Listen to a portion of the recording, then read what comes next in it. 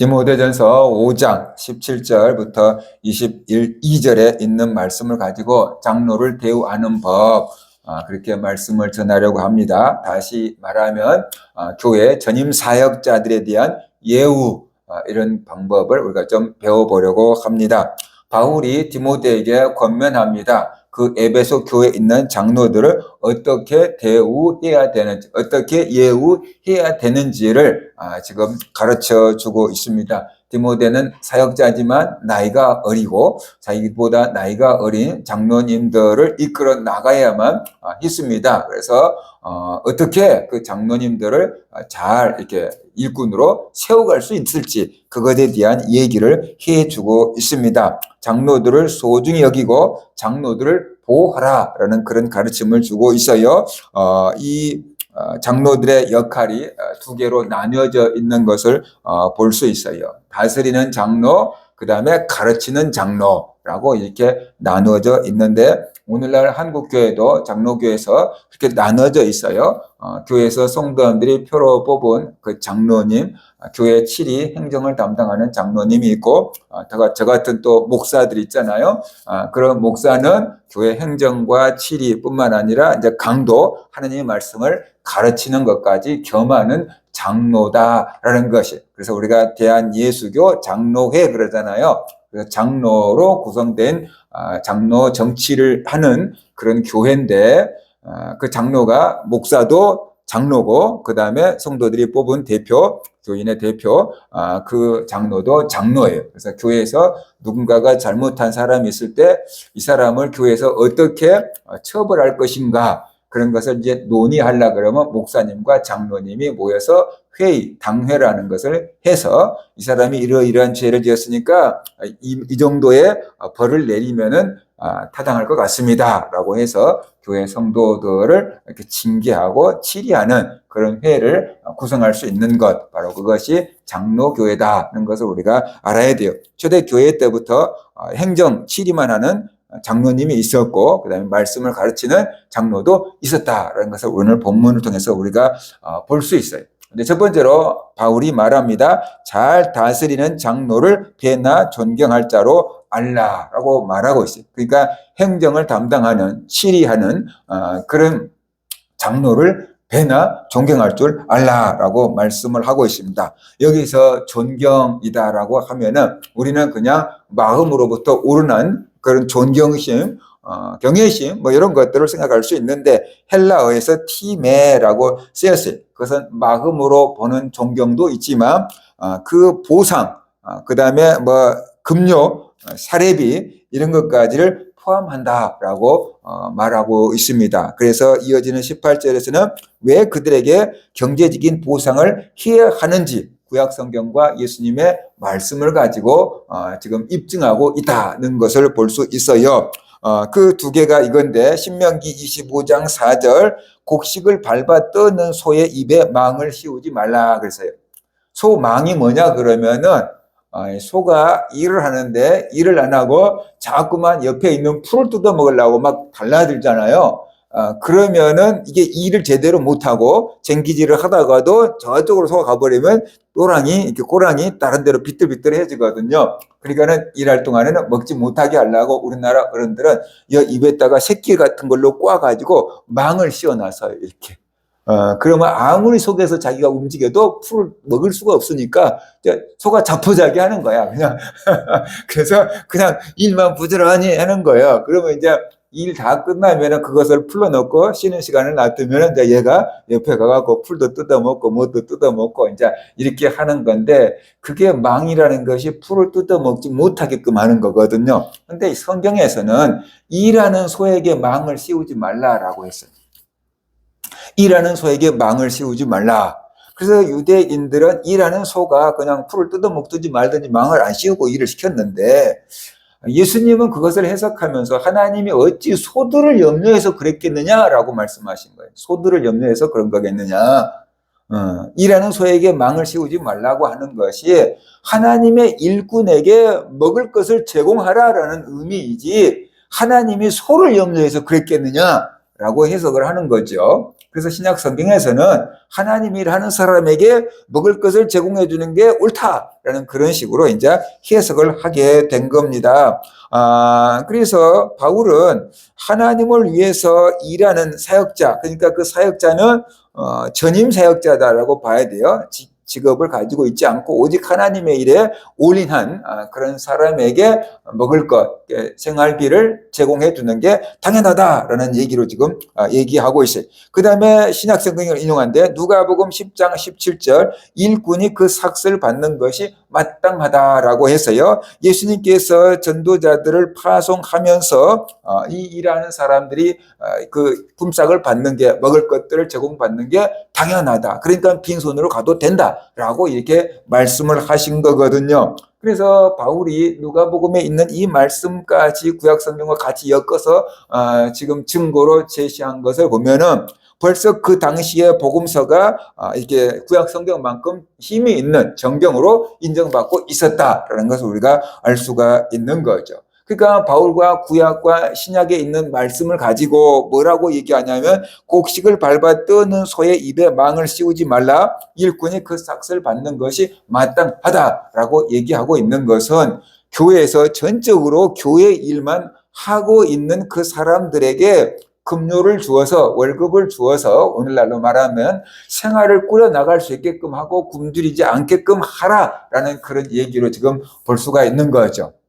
우리 교회 같은 작은 교회는 뭐 부교육자들이 없지만 큰 교회 가면 부교육자들도 많이 있고 또 교회 여러 가지 일꾼들이 사무 일을 보고 있는 사람들이 굉장히 많이 있어요. 그러니까 몇십 명부터 몇백 명까지도 있는 그런 교회들도 있어요. 그런 사람들에게 다른 직업을 갖지 않고 교회 일만 하고 있기 때문에 그 사람들을 교회에서 보수를 줘서 생활을 꾸려나갈 수 있도록 하라라고 디모데에게 바울이 지금 가르쳐주고 있는 거다라는 것을 볼 수가 있어요. 그러니까 초대교회 때부터 모든 장로가 다 전임 사역자라고는 할 수는 없겠지만 장로님들 중에서 주님의 일만 하는 그런 사역자들이 있었다라는 것을 우리가 알 수 있어요. 아침부터 저녁까지 회사 출근하듯이 와가지고 하나님 일만 열심히 하고 있는 사람들이 있었어요. 그러니까 그런 사람들에게는 먹을 것을 제공하는 게 옳다라고 볼 수가 있는 거죠. 17절에서 수고하는 이라고 했잖아요. 수고하는. 그 수고하는 이라고 하는 헬라어가 코피온테스인데 이 말은 무슨 뜻이냐 그러면은 몸이 부서질 정도로 애쓰며 일하다라는 뜻이래요. 그러니까는 주님을 위해서 교회를 위해서 몸이 부서질 정도로 헌신하고 일하는 사람에게 이게 생계비를 제공하는 것 그것이 당연하다라고 지금 바울은 말하고 있는 겁니다.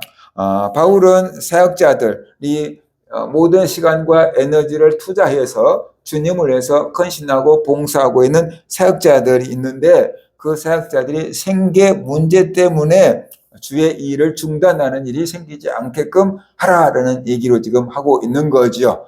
주의 일을 하고 싶은데 열심히 주의 일을 하는데 교회에서 먹을 것도 안 줘. 그럼 어떻게 돼요? 그 주의 일을 하는데 방해가 생기겠죠. 돈 벌러 나가든지 어쩌든지 힘이 없어서 못하든지 뭐 그렇게 되겠지요. 그러니까 그런 일이 생기지 않도록 교회에서 생계비를 책임져 줘라라고 지금 말씀을 하고 있는 것이. 그래서 원래 이제 우리 교회 법으로 의하면은 이분을 우리 교회 담임 목사님으로 청빙합니다라고 할 때 교회에서 성도님들이 이제 이렇게 매월 얼마씩 생계비를 드리겠습니다. 사례비를 드리겠습니다. 사택은 어떻게 하겠습니다. 뭐 그런 것들을 다 써서 노회에다가 올리면은 노회에서 그런 것들을 보고 이제 허락을 해주는 거죠. 그런데 교회 구조가 대한민국에 있는 교회 구조가 몇십만 명이 있는 교회부터 시작해서 10명도 안 되는 그런 교회까지 교회 사이즈가 전부 다 다르잖아요. 성도님들 입장에서는 우리도 우리 교회 목사님, 우리도 우리 교회에서 일하고 있는 뭐 부교육자, 전도사님이나 부목사님들 사례비 많이 해드리고 싶어요. 그런데 우리 교회 형편이 안 되는데 어떻게 해요? 그럴 수 있는 거잖아요. 그래서 형편이 안 되면은 어쩔 수가 없는 거예요. 근데 형편되는 한에서는 잘 해주라라는 그 얘기를 지금 하고 있는 거지요. 그저께도 노예 목사님 만나보고 왔는데, 그 목사님이 이제 새해가 됐잖아요. 그게 벌써 됐는데, 한 달에 월세만 2천만 원씩 나가야 된대요. 교회가 2층, 3층, 이렇게 4층 쓰는 것 같은데, 그 월세가 한 달에 2천만 원씩 나가는 거예요. 그래서 부담돼요. 라고 이렇게 얘기하는 거예요. 그죠? 한 달에 2천만 원씩 월세가 나간다 그러면은 성도가 한 200명 되는데 쉬운 일은 아니죠. 그렇죠? 그러니까는 기본적으로 먼저 교회는 유지해야 되니까 월세는 먼저 내고 하다가 보면은 뭐 다른 모든 그 뭐랄까 교회 운영비를 줄이다가 보면은 뭐 부교역자나 뭐 담임 목사님이나 생활비를 뭐 많이 줄 수는 없겠죠. 그렇죠? 그 안에서 움직여야 될 거 아니에요. 그렇죠? 아무튼 교회 형편이 너무너무 달라요. 큰 교회는 뭐 그냥 돈이 남아 돌아가서 자꾸만 땅을 사서 주차장을 만들고 있지만 작은 교회는 그 월세도 감당하지 못해갖고 부담스러운 교회들도 있거든요. 근데 이제 에베소 교회는 좀 큰 교회였고, 그래서 바울이 그 전적으로 주님을 위해서 헌신하는 그 종들에게는 생계비를 제공해 줘서 물질 때문에 하나님이 일하는데 방해가 생기지 않게끔 하라라는 것을 말씀하고 있어요. 우리가 다 지켜주지 못한다고 할지라도 그런 마음은 가져야만 된다. 우리 교회 형편이 다 되지 않아서 충분한 사례비는 주지 못한다고 할지라도 잘해드려야 되는데 형편이 안 돼서 어쩔 수 없네. 우리가 교회가 부흥이 돼서 잘해드렸으면 좋겠다라고 하는 그런 마음이라도 갖는 것, 그것이 하느님 앞에서 바른 자세다라는 것을 우리가 좀 알았으면 좋겠습니다. 그 다음에 두 번째는 말씀과 가르침에 수고하는 이들에게 더욱 그리할 것이라 라고 말하고 있어요. 그러니까 이게 말씀과 가르침에 수고하는 장로라는 뜻인데, 말씀과 가르침에 수고하는 사람들은 잘 다스리는 장로를 배나 존경하라고 했는데 그들보다 더해줘라 라는 얘기를 지금 하고 있는 것이에요. 그래서 오늘날 말씀을 가르치는 목사님들, 뭐 담임 목사부터 시작해서 부목사님들 이런 사람들을 대우를 잘해주라라는 그 얘기를 하고 있는 겁니다. 교회가 무너질 정도로 대우를 잘해주라는 건 아니에요. 그런데 너무 인건비 아낀다고 하지 말아라. 저야 제가 작은 교회니까 제가 제 생활비를 책정을 하지만 큰 교회는 그게 아니잖아요. 장로님들이 책정해 주는 경우가 많이 있는데 돈이 많이 있음에도 불구하고 좀 인색하게 주는 교회도 있고 좀 풍족하게 주는 교회도 있더라고요. 노예를 보니까 똑같은 부목사들인데 교회 규모도 비슷한데 어떤 교회는 이만큼 주는데 어떤 교회는 저만큼 주니까 비슷한 규모에서 부목사를 하는데 한 달에 생활비가 한 100만 원 정도씩 차이가 나는 것 같아요. 꽤 많이 나죠. 그렇죠? 뭐 몇천만 원 준 것도 아닌데 몇백만 원 준 데서 100만 원씩 차이가 나니까 꽤 많이 나는 거죠. 그러니까 어떤 교회는 우리가 제 정도를 잘 대접해 드려야지 그러면서 좀 풍족하게 대접을 해주는 교회도 있고 무슨 소리야 밖에 나가면 저 정도밖에 못 받는데 뭐 그러면서 사회초년생도 뭐 초봉 저 정도 주잖아 뭐 이런 식으로 해서 이렇게 주는 교회도 있고 그런 것 같아요. 그러니까 교회가 형편이 안 되면 어쩔 수가 없어요. 마음이라도 가지면 감사한 거예요. 근데 형편이 됨에도 불구하고 그렇게 인색하게 하는 것은 좀 덕스럽지는 않다라는 것을 우리가 좀 알아야 돼요. 그래서요, 우리 노예에서 굉장히 큰 교회 목사님이 이제 새로 부임을 해 왔는데 그 교회에서 이제 그 담임 목사를 청빙한다 그러면 매월 얼마씩 사례비를 드리겠습니다. 뭐 이렇게 해서 이제 청빙을 했을 거 아니에요. 그러니까 장로님들 입장에서는 그래도 우리 교회가 중형교회 정도 되고 몇천 명 되고 그러니까 우리 교회가 사례비를 좀 많이 드리지라고 생각했는데 그 부목사 제 부목사 월급보다 적어요. 그런 거예요. 이해가 됩니까? 몇만 명대 되는 교회 부목사로 있었는데 그 교회는 그 부목사들을 잘 대접해주는 그런 교회였던 거예요. 그러니까 월급만 본다 그러면은 제 부목사 월급보다 적어요. 딱 이렇게 한 거예요. 더 달라는 소리가 아니고, 그러니까 제가 돈을 보고 이 교회에 온 게 아니고, 이 교회에 하나님의 일을 하려고 오는 겁니다. 라고 이렇게 얘기한 거예요. 그러니까 장로님들이, 우리가 많이 주니까 뭐 서로 올라고 할걸? 이렇게 생각하고 있었다가, 아이, 부목사 월급보다 작다고 해버리니까, 그래요? 라고 이렇게 하면서 겸손해졌어요. 이게, 그러니까, 그럴 수도 있구나. 라는 것을 우리가 좀, 생각을 해보는 계기가 됐거든요. 그래서, 형편이 안 되는 교회는 뭐, 빚내서 해줄 수 없잖아요. 그러니까, 같이 그럴 때 전람해야 되지요. 근데 이제 형편이 됨에도 불구하고, 그걸 꼭 틀어잡고 앉으려고 하는 것은, 바람직스러운 것은 아니다라는 것이. 그렇다고 막 흥청망청 막 그냥 막 물 쓰듯이 성도들의 돈을 갖고 막 지출하라는 것도 아니지만 적당한 선에서 생활해 나갈 수 있는 그런 선에서 해줄 수 있는 그런 마음을 갖는 성도님들, 장로님들이 됐으면 좋겠다라는 뜻이에요. 그래서 18절에 보면은 성경에 일렀을 때 곡식을 밟아 떠는 소의 입에 망을 씌우지 말라 하였고 일꾼도 그 삭슬 받는 것이 마땅하다라고 했다라고 말하고 있어요. 근데 이게 중요한 거예요. 바울은 자기가 직접 텐트를 만들어서 파는 그 기술을 가지고 있었던 거예요. 그래서 자비량 선교사라고 하는데 자기가 직접 기술을 가지고 직업을 가지고 있으면서 그 직업을 가지고 생활비를 꾸려 나갔어요. 혼자니까, 가족이 없으니까. 그 조금 적게 벌더라도 나 혼자 먹고 살면 되잖아요. 저도 처음에 이 교회 시작했을 때 결혼도 하기 전에 교회를 시작했잖아요. 그러니까는 교회 강대상에서 이부자리 펴고 자고 그다음에 전기밥솥 하나 뭐 중식할 때 하는 전기밥솥 하나 그거 갖고 밥을 해 먹으면 권사님이 김치 담가다 주면은 그걸로 그냥 아침 점심 저녁 밥은 쌀 있으니까 하고 그다음에 김치는 먹고 그리고 여기서 자고 그리고 목회를 시작한 거잖아요. 그러니까 바울도 혼자 몸이었으니까 자기가 텐트 만들어 갖고 파는데 그거 갖고 최소한의 먹고 자고 입고 요 생활만 한 거예요. 그리고 교회에다가 이제 개척하는 교회니까 선교하는 교회니까 부담을 지우지 않으려고 교회에서 생활비를 아예 안 받고 바울이 그렇게 교회를 개척해 가지고 이제 이게 다른 또 후임들한테 물려주고 또 개척하러 가고 그랬잖아요. 그러면 바울이 이렇게 말할 수 있거든요. 나도 교회를 개척하고 이렇게 부흥을 시켰지만 교회에서 생활비 한 푼도 안 받았다. 나 텐트 만드는 일 해가지고 생활비 벌고 성도들한테 짐을 하나도 안 지웠다. 그러니까 모든 교회 목사들은 장로님들은 교회에서 헌신하고 봉사하더라도 교회에서 사례비 받지 마라. 스스로 일해서 먹고 살아라. 나를 본받아라. 바울이 그랬으면 성경이 달라졌을 것이고 전 세계 교회가 환경이 달라졌을 거예요. 그런데 바울이 나는 비록 텐트 만들어서 팔고 그걸로 나 혼자 생계비를 꾸려 나가지만 다른 베드로와 같은 그런 사람들은 가족들도 입고 다니잖아요. 가족들도 데리고 다니지 않느냐. 그러니까 그 사람들은 주의 일만 하고 다른 직업이 없는데 그러니까 교회에서 그 사람들의 생계비를 책임져 주는 게 마땅하다. 챙겨줘라라고 지금 그 얘기를 하고 있는 거죠. 만약에 안 챙겨준다고 한다면 일하는 소의 입에 망을 씌우는 것과 다를 바가 없고 일꾼에게 싹쓸 주지 않는 것과 다를 바가 없다라고까지 바울이 지금 말하고 있잖아요.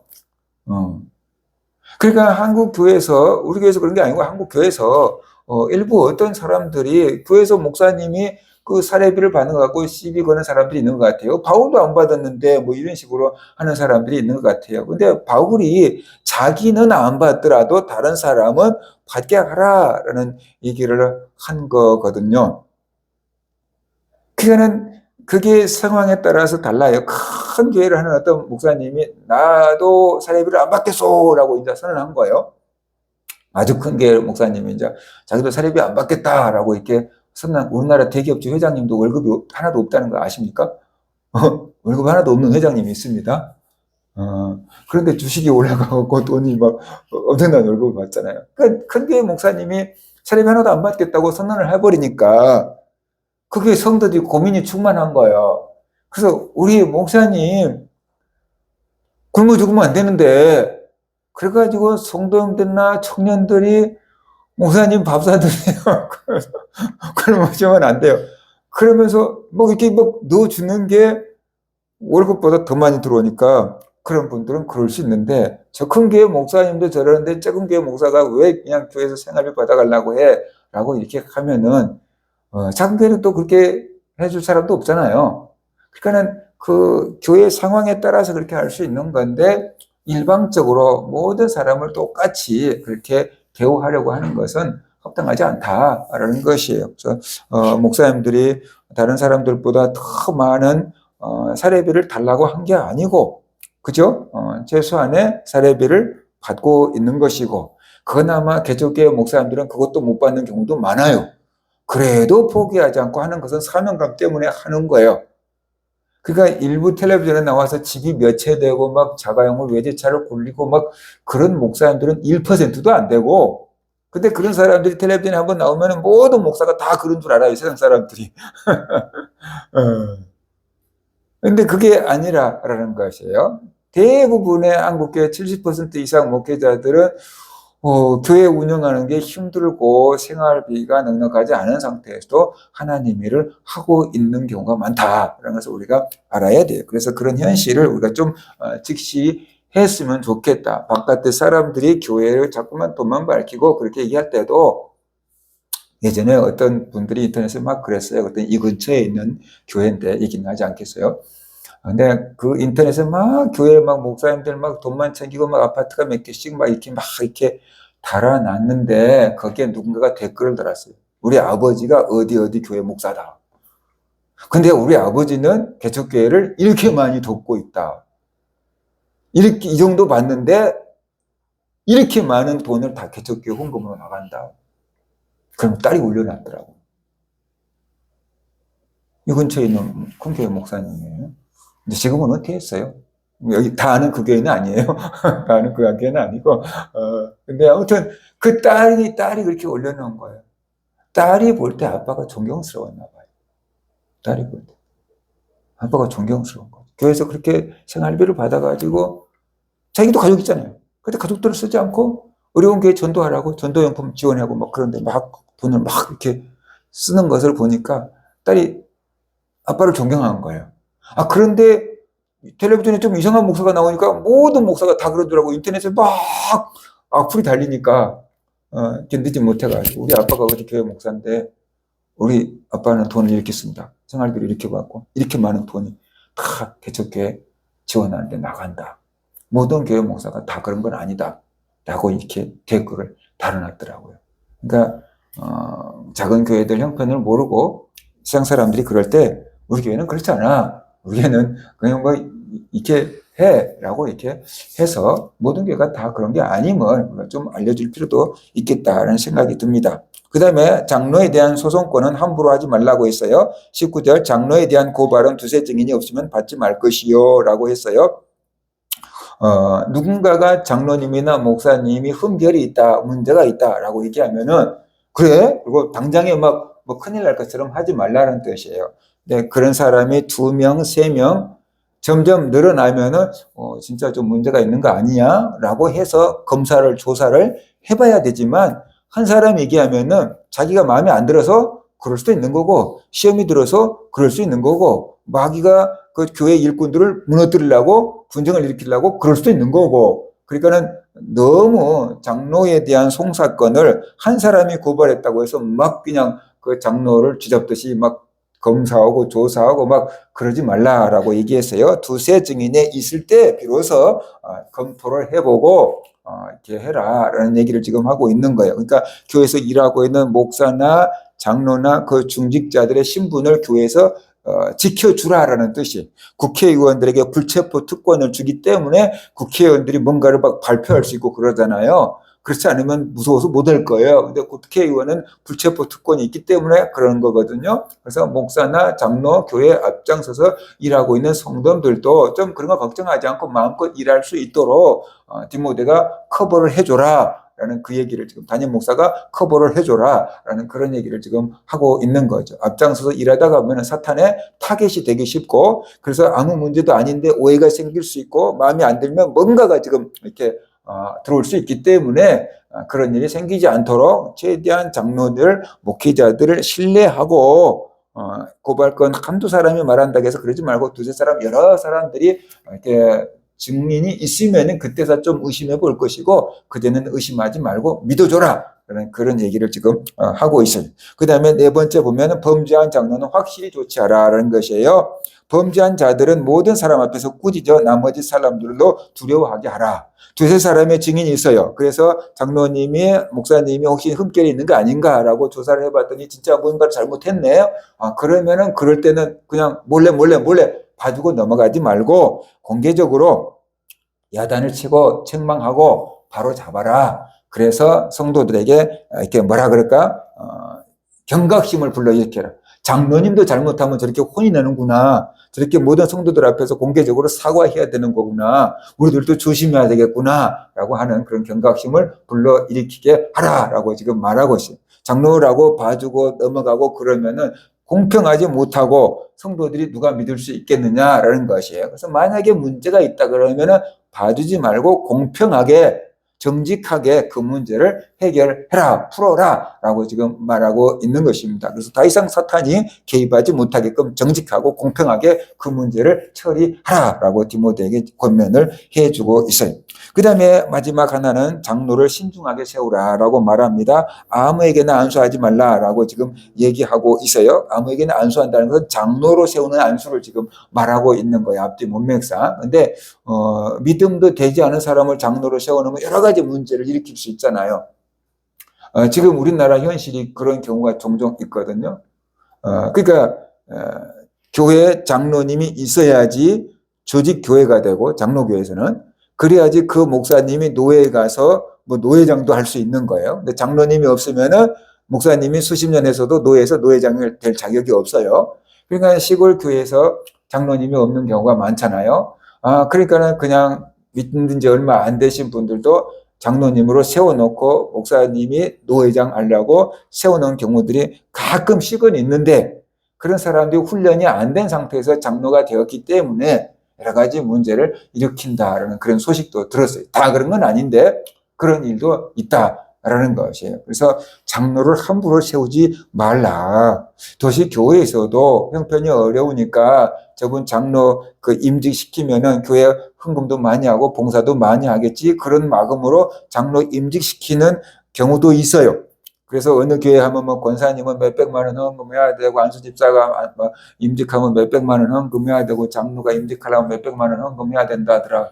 막 그런 얘기가 막 인터넷에 떠돌잖아요. 그렇게 이제 커다란 그 임직식 행사를 하려 그러면 강사들도 오고 사례비도 줘야 되고 뭐 준비돼야 되고 그런 돈이 들어가기는 사실인데 큰 교회는 그 교회 돈으로 할 수 있거든요.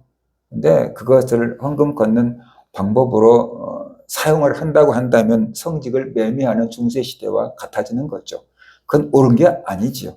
알아서 감사한 마음으로 뭐 내가 10,000원 하든 10만 원 하든 100만 원 하든 내가 형편 낸 대로 내가 감사해서 하면 되는 것이지 그것을 정해줘서 될 일이 아닌 거라는 거죠. 예를 들어 생각해 보세요. 어떤 사람은 회장님인데 장로 안수 받은 때 예를 들어 1,000만 원 내시고 그 회장님한테는 1,000만 원이 껌값일 수 있어요. 근데 폐지 줍는 분도 장로님인 교회가 있더라고요.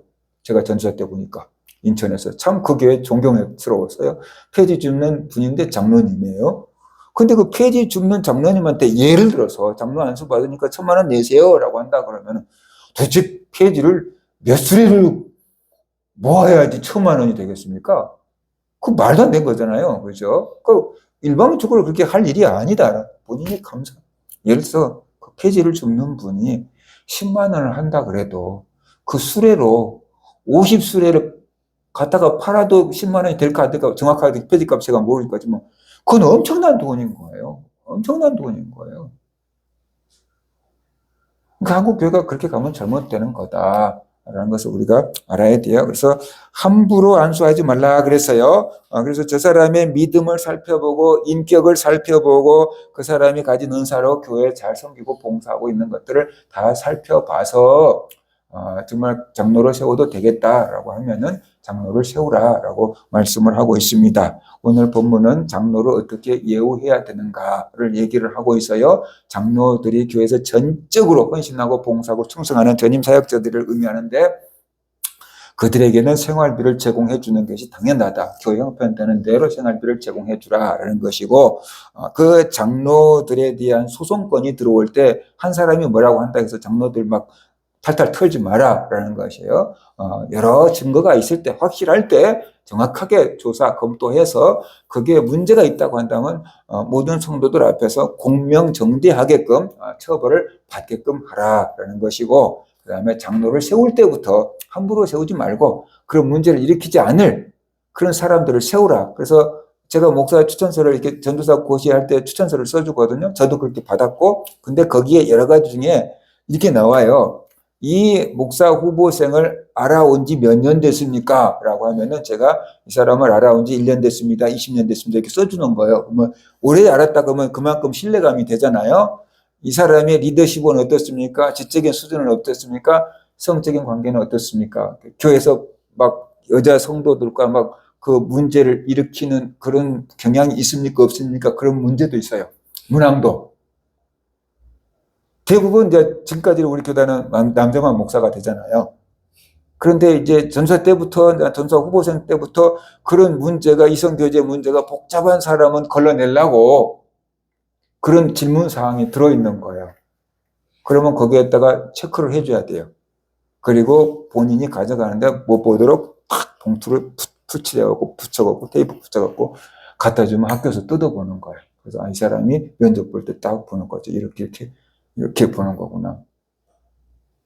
그래서 저도 저 가르쳤던 목사님이 이렇게 써서 이렇게 줬어요. 그런데 목사님이 뭐라고 하냐면 원래 다 이렇게 붙여서 주는 건데 뭐 니하고 나 사이에 뭐 그럴 거 뭐 있나 그냥 보고 갖다 줘라 이렇게 써서 주시더라고요. 그래서 잘 써주셨나 보다 하고 봤더니 정확하게 리더십 같은 거 딱 보니까 리더십은 조금 뭐 이렇게 보통 이런 식으로 하고 기도는 뭐 잘하고 이성관계 문제는 뭐 깨끗하고 뭐 이런 식으로 이렇게 써서 주셨더라고요. 그래요. 그래서 걸러내는 거예요. 교회 일꾼 장로를 뽑을 때도 그렇게 함부로 세우지 말고 잘 검토해서 세워라. 왜 그러냐? 교회 장로가 그만큼 중요하기 때문이다라는 것이 중요하기 때문에 제대로 세워야 되고 세웠으면 끝까지 일할 수 있도록 책임을 져줘라라는 거죠. 끝까지 일할 수 있도록 흔들지 말고 책임을 져줘라, 지켜줘라. 그래서 교회 전임 사역자를 잘 세울 것이고 세웠으면 충분히 마음 편하게 일할 수 있도록 여러 가지 면에서 책임을 져줘라라는 얘기를 하고 있습니다. 우리 교회 성도님들이 우리 교회 일하고 있는 일꾼들 있는데 아무튼 소중하게 생각하고 형편이 안 돼서 못 해주는 거지만 형편이 되면 잘해드려야 되는 거구나라는 그런 마음이라도 먹고 그런 기도라도 하면서 살아가는 그런 성도님들 되시기를 주의 이름으로 축원합니다.